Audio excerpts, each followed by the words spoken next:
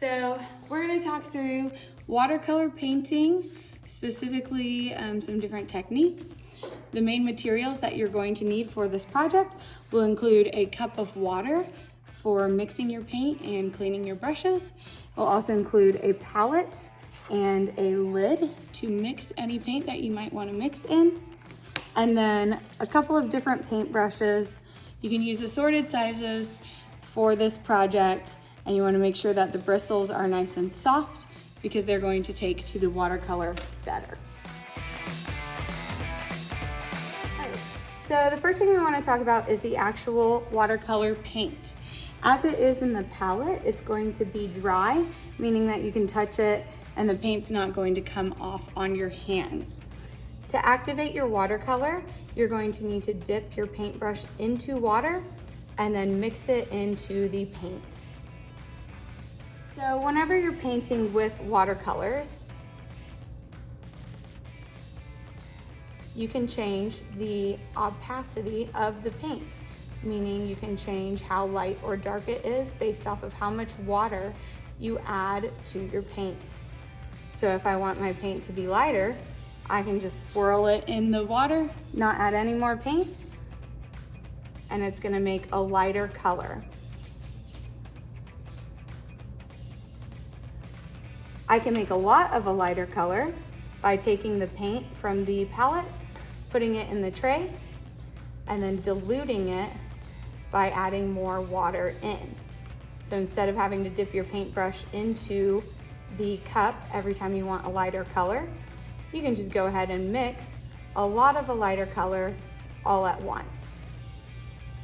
To make your paint darker, instead of adding more water, you want to swirl it around more to add more pigment into the paint.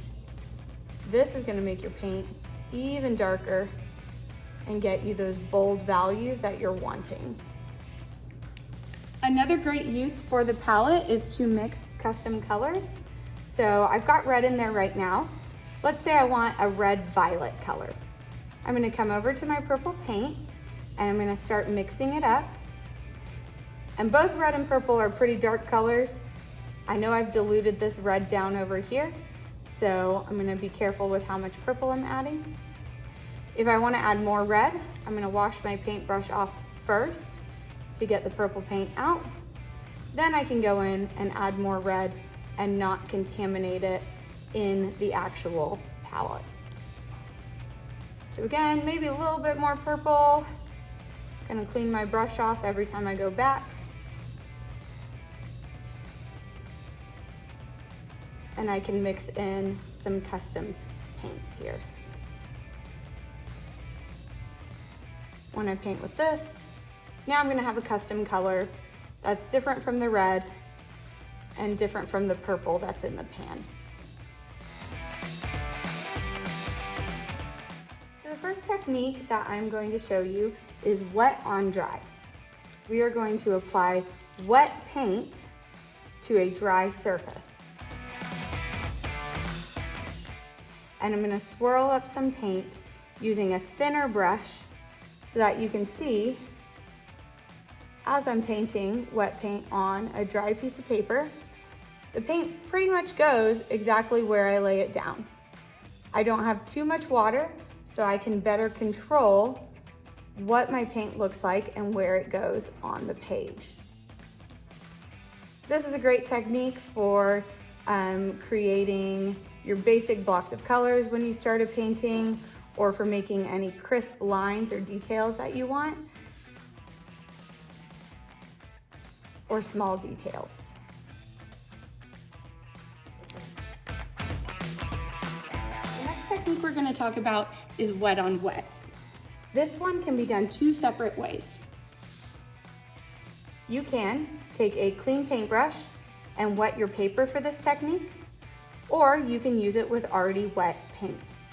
I'll show you using water, which my water is a bit tinted, so it's going to look tinted on the page. Because watercolor is made with water, whenever you paint on a wet surface, you're going to have less control as to where the paint goes. This can either be good or bad, depending on what you're trying to do in your artwork. Using wet paint on a wet surface could create a very cool blended effect if that's what you're going for. However, if you're trying to paint really crisp lines and you don't want your, let's say, sky to blend into your land, you're going to need to use the wet on dry technique.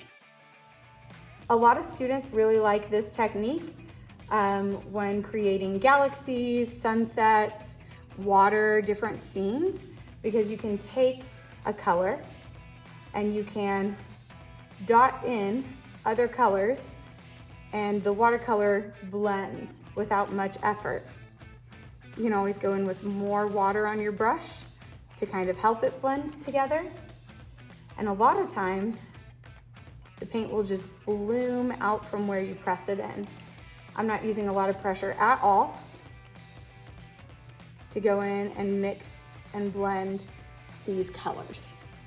So wet on wet can be a great technique if you are wanting to make a blended look, but also be aware that if you're trying to make crisp lines, it's going to not be a good effect for you to use. Moving up to the flat wash and blended wash. This is mostly about craftsmanship for watercolor. A flat wash is creating an even coat of paint across your paper. The reason you would want to do this is so that your artwork looks neat. A lot of times when we use watercolor, we tend to try and paint fast because it dries fast, which can sometimes make our work a little bit more rushed or splotchy, or sometimes a little sloppy. So I'm gonna take this blue-green that I've mixed up, and I'm gonna start painting across the page. To make a really nice, even flat wash, you're going to want to have a lot of paint ready. So this is a great opportunity to use your palette lid to make a good amount of paint.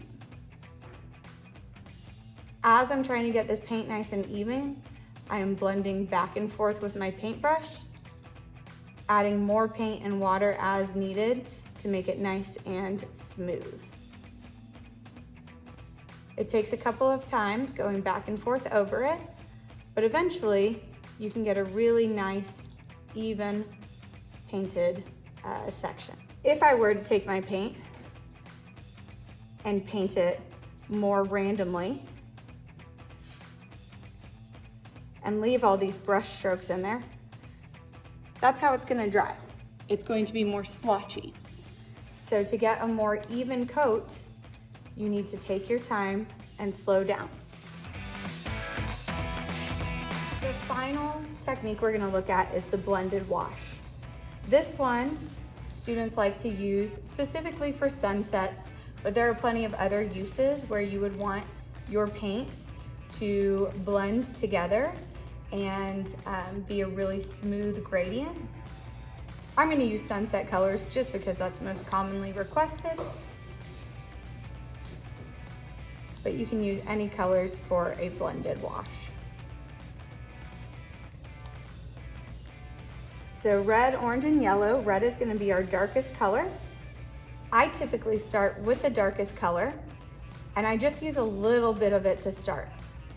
I can always go back in and add more red, but it's hard to take this paint off the paper once you've applied it. Once I'm ready to start blending in my orange, I'm going to take it and I'm going to put it right up against the red. This is where the wet on wet technique is going to help us, because we can use the wet paint to our advantage to start blending it together. Just like the flat wash, we're going to go back and forth across the paint, slowly blending it together to make it nice and even. With the yellow paint, I'm going to start further away because it is so much lighter. I'm going to want more of this paint on my paper, knowing that I'm going to blend the orange down into it. I'm even going to get a little bit more orange paint and use this to start blending it together. You can always dip your paintbrush back in the water to get more liquid on your page, but not include more paint.